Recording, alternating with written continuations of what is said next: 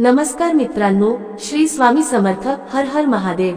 या 3 स्त्रियांनी महाशिवरात्री व्रत उपवास चुकून ही करू नये, मोठा अनर्थ घडेल. महाशिवरात्री व्रत हे सर्वश्रेष्ठ व्रत मानलं जात. या व्रताला जेवढ महत्त्व आहे तितकंच महत्त्व या व्रताच्या नियमांना आहे. जर हे महत्त्वाचे नियम पाळले गेले तरच आपण केलेल्या व्रताचे व सेवेचे फळ मिळते. महत्त्वाची गोष्ट म्हणजे कोणत्या स्त्रियांनी हे व्रत चुकून ही करू नये, त्यांना कोणत्या संकटांचा सामना करावा लागेल आणि हे व्रत करत असताना आपण कोणत्या महत्त्वाच्या नियमांचे पालन केले पाहिजे, हे आपण आजच्या व्हिडिओमध्ये पाहणार आहोत. तर माहिती शेवटपर्यंत पहा आणि तुमची ही महादेवांवर श्रद्धा भक्ती असेल तर व्हिडिओला मनापासून एक लाईक नक्की करा आणि कॉमेंट बॉक्समध्ये हर हर महादेव शिवशंकर शाभो लिहायला विसरू नका. चॅनेल सबस्क्राईब करा. महादेवांची अखंड कृपा आशीर्वाद तुमच्या कुटुंबावर सदैव राहील. सर्वप्रथम नियम पाहूयात. दरवर्षी माघ महिन्यातील कृष्ण पक्षातील चतुर्दशीला महाशिवरात्री साजरी केली जाते. यावर्षी 26 फेब्रुवारी 2025 रोजी महाशिवरात्री आलेली आहे. तुम्ही वर्षभरामध्ये जितके काही सोमवार करता किंवा महादेवांची जी काही व्रतवैकल्य वर्षभरामध्ये आपण करत असतो त्या सगळ्या व्रतांचं पुण्य आपल्याला फक्त एक महाशिवरात्रीचे व्रत केल्यामुळे मिळत असतं. त्यामुळे प्रत्येकाने महाशिवरात्रीचे व्रत जरूर केलं पाहिजे. गंगेच्या प्रत्येक थेंबा इतकी पवित्र ही महाशिवरात्रीची तिथी असते. ज्या मुलींचा विवाह जमायला अडचण येत आहे किंवा बऱ्याच दिवसापासून ज्या मुलींना स्थळ बघता येत, ज्यांना इच्छुक असा वर मिळत नाही किंवा मुलं जरी असली तरी पण त्यांचा विवाह जमत नसला, त्यांना इच्छुक अशी वधू मिळत नसेल तर त्यांनी सुद्धा महाशिवरात्रीचे व्रत जरूर करावं. लवकरच त्यांच्या विवाहाचा योग सुद्धा जुळून येईल. महादेवांना भोळे महादेव असं म्हटलं जातं. महादेवाच्या पिंडीवर फक्त एक तांब्या पाणी जरी अर्पण केलं, म्हणजे पाण्याचा आपण अभिषेक जरी केला किंवा एक बेलाचे पान जरी वाहिलं तरी महादेव आपल्यावर प्रसन्न होतात आणि आपल्या मनातल्या सगळ्या इच्छा पूर्ण करतात असं म्हटलं जातं. पण महादेवाची पूजा करताना नियम सुद्धा तितकेच कडक आहेत आणि त्या नियमांचे पालन आपण जरूर केलं पाहिजे. त्या नियमांचीच माहिती आता मी तुम्हाला देणार आहे. भगवान महादेव आणि माता पार्वती यांचा विवाह सुद्धा महाशिवरात्रीच्या दिवशीच झाला होता. त्यामुळे या तिथीला अनन्यसाधारण महत्त्व प्राप्त झालेला आहे. महाशिवरात्रीच्या दिवशी भगवान महादेवांना प्रसन्न करण्यासाठी महादेवाच्या पिंडीवर किंवा महादेवाच्या मंदिरामध्ये भरपूर गोष्टी अर्पण केल्या जातात. त्यामध्ये धोत्र्याची फूल, पांढऱ्या रंगाची फुलं, त्याचबरोबर एरंडाचे फळ, तसेच बेलाची फळ, बेलाची पानं, वेगवेगळ्या झाडांची पान, फळ सुद्धा अर्पण केली जातात. महादेवांना रुद्राभिषेक करण्यासाठी दुधाचा वापर केला जातो, दह्याचा वापर केला जातो, पंचामृताचा त्याचबरोबर मधाचा सुद्धा वापर केला जातो. पण हीच पूजा करत असताना नकळतपणे आपल्याकडून काही चुका घडतात, ज्या आपण अजिबात केल्या नाही पाहिजेत. किंवा काही चुकीच्या गोष्टी महादेवाच्या पिंडीवर अर्पण केल्या जातात, ज्या महादेवांच्या पूजेमध्ये पूर्णपणे वर्जित आहेत, ज्यामुळे महादेव आपल्यावर क्रोधित होतात. महादेव जितके भोळे आहे, जे त्यांच्या एकदम साध्याशा पूजेने प्रसन्न होतात, तितके ते लवकर क्रोधित सुद्धा होतात. त्यामुळे काही नियमांचे पालन आपण जरूर केलं पाहिजे. यातला सगळ्यात पहिला नियम, महाशिवरात्रीच्या दिवशी जास्त वेळ झोपून राहू नका. शक्यतो पहाटे किंवा सूर्योदयापूर्वी उठण्याचा प्रयत्न करा.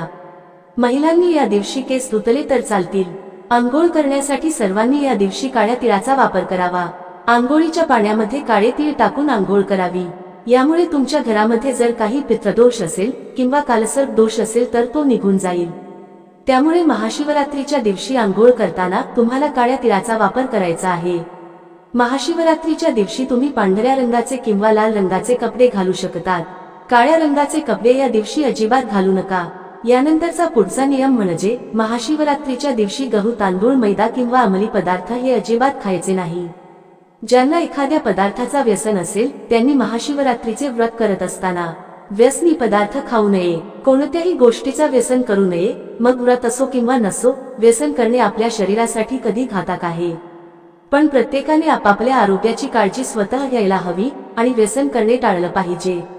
यानंतरचा तिसरा नियम असा आहे, महादेवाच्या पिंडीवर हळदीचा आणि कुंकवाचा वापर अजिबात करू नये. कारण महादेवाची जी पिंडी आहे ती पुरुष तत्वाचा प्रतीक आहे. हळद आणि कुंकू हे सौभाग्याचे प्रतीक आहे.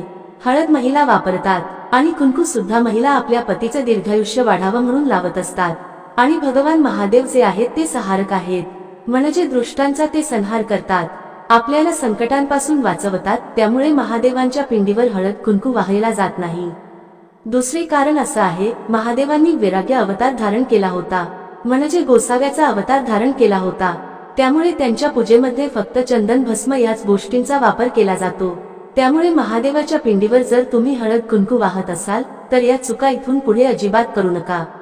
यानंतरचा चौथा नियम असा आहे, महादेवाच्या पिंडीवर जेव्हा आपण अभिषेक करतो, मग तो दुधाचा असो, दह्याचा असो, पंचामृताचा असो, पाण्याचा असो किंवा मधाचा असो, कोणत्याही गोष्टीचा जेव्हा आपण अभिषेक महादेवाच्या पिंडीवर करत असतो तर त्यासाठी तुम्ही दुसऱ्या एखाद्या भांड्याचा वापर करा किंवा आपल्याकडे जो तांब्या असतो त्याचा वापर करा, पण शंखाचा वापर अजिबात करू नका। शास्त्रानुसार शंखाचा वापर महादेवाच्या पिंडीवर अभिषेक करण्यासाठी पूर्णपणे वर्ज्य आहे। शिवपुराणातल्या एका कथेमध्ये असं सांगितलेलं आहे की शंखचूड नावाचा एक असुर होता, एक राक्षस होता आणि या राक्षसाचा वध महादेवांनी केला होता। त्यामुळे शंखचा वापर महादेवांच्या पूजेमध्ये पूर्णपणे वर्ज्य आहे। तुम्ही जर आतापर्यंत कधी महादेवांवर अभिषेक करण्यासाठी शंखाचा वापर केलेला असेल तर तुम्ही महादेवांच्या चरणी क्षमा करा आणि इथून पुढे अशी चूक अजिबात करू नका। तुमचा प्रश्न असा सुद्धा येईल की मग विष्णूच्या पूजेमध्ये किंवा महालक्ष्मीच्या पूजेमध्ये आपण शंखाला इतकं महत्त्वाचं स्थान का देतो? तर शंखचूड नावाचा जो असुर होता, राक्षस होता, तो भगवान विष्णूंचा भक्त होता, त्यामुळे विष्णूंच्या पूजेमध्ये शंखाचा वापर केला जातो। यानंतरचा पाचवा नियम असा आहे, महादेवाच्या पिंडीवर किंवा महादेवांच्या पूजेमध्ये तुळशीच्या पानांचा, तुळशीच्या मंजिरींचा वापर अजिबात करायचा नाही। महादेवांच्या पूजेमध्ये तुळस पूर्णपणे वर्ज्य आहे। बरेच जण महादेवाची पिंड तुळशीच्या कुंडीमध्ये नेऊन ठेवतात, तिथे जाऊन पूजा करतात, पण असं अजिबात करू नका। तुळशीच्या कुंडीमध्ये महादेवाची पिंड अजिबात ठेवू नका, पूर्णपणे वर्ज्य मानलं गेलेलं आहे। ही चूक तुम्हाला टाळायची आहे। महादेवांच्या पिंडीवर किंवा महादेवांच्या मंदिरामध्ये तुम्हाला चाफ्याची फुले, त्याचबरोबर केवड्याची फुलं, केतकीची फुलं अजिबात वाहायची नाही। महादेवांच्या पूजेमध्ये या सर्व गोष्टी वर्ज्य मानल्या गेलेल्या आहेत। आता पुढचा जो नियम मी तुम्हाला सांगणार आहे तो अत्यंत महत्त्वाचा आहे। या नियमाचे पालन प्रत्येकाने केलंच पाहिजे। जेव्हा आपण महादेवाच्या पिंडीवर दुधाचा अभिषेक करतो, दह्याचा अभिषेक करतो किंवा पंचामृताचा अभिषेक करतो तर त्यासाठी तांब्याचं भांड किंवा तांब्याचा तांब्या अजिबात वापरायचा नाही। तुम्ही दूध, दही किंवा पंचामृत या पदार्थांचा अभिषेक करण्यासाठी एकतर स्टीलचा तांब्या वापरू शकता, पितळेचा तांब्या वापरू शकता किंवा चांदीचा एखादा भांड वापरू शकता, पण तांब्याचा तांब्या अजिबात वापरायचं नाही। कारण दूध, दही किंवा पंचामृत यासारखे पदार्थ जेव्हा आपण तांब्याच्या भांड्यात ठेवतो तर ते खराब होतात, त्याचं विष बनत, तर हे विष समान बनलेले पदार्थ आपण महादेवाच्या पिंडीवर वाहन योग्य नाही। त्यामुळे तांब्याच्या भांड्याचा वापर शक्यतो महादेवांच्या पूजेमध्ये तुम्ही टाळला तर बरं होईल। आता तुम्हाला असा सुद्धा प्रश्न पडू शकतो की जेव्हा आपण महादेवांची पूजा करतो तेव्हा माता पार्वतीची सुद्धा पूजा करा असं आवर्जून सांगितलं जातं। यानंतर पुढचा नियम असा आहे, महादेवांच्या पूजेमध्ये महाशिवरात्रीला आपण बऱ्याच साऱ्या गोष्टी अर्पण केलेल्या असतात, त्यामध्ये काही गोष्टी खाण्यायोग्य सुद्धा असतात, म्हणजे महादेवांच्या आवडीचे नैवेद्य आपण तिथे अर्पण केलेले असतात। दुसऱ्या दिवशी जेव्हा आपण महाशिवरात्रीचे व्रत सोडतो, म्हणजे व्रताचे पारणे करतो, तर नैवेद्यामध्ये आपण जे जे पदार्थ अर्पण केलेले असतात ते अजिबात खायचे नाही। महाशिवरात्रीच्या पूजेमध्ये जे नैवेद्य आपण दाखवलेले असतात ते खाणं वर्ज्य आहेत। यामुळे आपल्याला वेगवेगळ्या प्रकारचे दोष लागू शकतात, त्यामुळे महाशिवरात्रीचा नैवेद्य अजिबात खायचा नाही। जर तुम्हाला हे पदार्थ विसर्जन करणं चुकीचं वाटत असेल तर मग महाशिवरात्रीची पूजा करत असताना तुम्हाला शालिग्रामची सुद्धा पूजा करावी लागेल, तरच तुम्हाला हे नैवेद्य खाता येतील। यानंतर पुढचा महत्त्वाचा नियम असा आहे, महाशिवरात्रीचा व्रत करणाऱ्या जोडप्यांनी या दिवशी ब्रह्मचर्य पाळावं। महाशिवरात्रीचा पुढचा नियम असा आहे, ज्या दिवशी तुमचं महाशिवरात्रीचे व्रत असेल, उपवास असेल, तर त्या दिवशी तुम्हाला दिवसभर झोपायचं नाहीये, तर या दिवशी झोपणे वर्ज्य आहे। महाशिवरात्रीच्या सगळ्यात महत्त्वाचा नियम जो प्रत्येकाच्या घरात पाळला गेला पाहिजे, आणि हा नियम जर आपण पाळला तरच आपलं व्रत पूर्ण होईल असं म्हणता येईल। महाशिवरात्रीच्या दिवशी आपल्या घरातलं वातावरण एकदम प्रसन्न ठेवावं, आपल्या घरामध्ये स्वच्छता ठेवावी, त्याचबरोबर आपल्या घरातील कोणत्याही सदस्यावर आपण अपशब्द वापरू नये। आपल्यामुळे कुणाचं मन दुखेल, आपल्यावर कोणी नाराज होईल, अशा गोष्टी आपण महाशिवरात्रीच्या दिवशी अजिबात करू नये। तर आता पाहूयात कोणत्या स्त्रियांनी महाशिवरात्री व्रत उपवास करू नये। एक, गर्भवती महिलांनी महाशिवरात्रीचे व्रत केलं नाही तरी सुद्धा चालेल, कारण हे व्रत दुसऱ्या दिवशी सोडलं जात, यामुळे बाळाला नास होऊ शकतो, त्यामुळे एखाद्या वर्षी व्रत नाही केलं तरी चालेल, तरी पण तुमची इच्छा असेल तर तुम्ही बाळाच्या हालचालीवर लक्ष ठेवलं पाहिजे। ज्यांना 7 महिन्यापेक्षा जास्त दिवस झाले असेल तर त्यांना बाळाच्या हालचाली नक्की जाणवत असतील। त्यासाठी तुम्ही पूर्ण आहार घ्यावा, म्हणजे जरी उपवासाचे पदार्थ खाल्ले तरी पण ते व्यवस्थितपणे घ्यावे।